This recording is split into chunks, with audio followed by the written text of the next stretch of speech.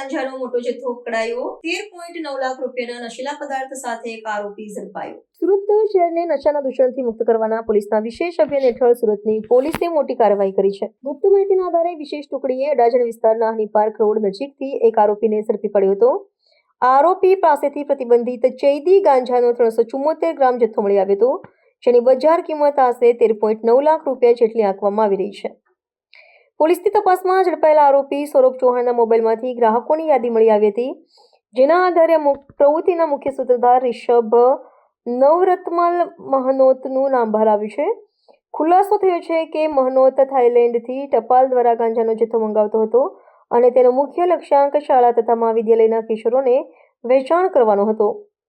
આ કાર્યવાહી બાદ મુખ્ય આરોપી રિષભ મહનોત અને અન્ય સંડોવાયેલો આરોપી આગમુત્તમ પટેલ બંને ફરાર છે। પોલીસના નિરીક્ષક અતુલ સોનારાના જણાવ્યા અનુસાર યુવાનોને નશાના દલદલમાંથી બચાવવા માટે અભિયાન સતત ચાલુ રહેશે। પોલીસ દ્વારા ઝડપાયેલા આરોપીઓના આધારે ફરાર આરોપીને ઝડપી પડવા માટે અને આ સમગ્ર નશીલા પદાર્થના નેટવર્કમાં વધુ કોણ સંડોવાયેલું છે તે અંગે સઘન તપાસ હાથ ધરવામાં આવી છે। આ સફળ કાર્યવાહી દ્વારા યુવાનોમાં નશાનો વ્યાપ ઘટાડવાના પોલીસના પ્રયાસોને બળ મળ્યું છે।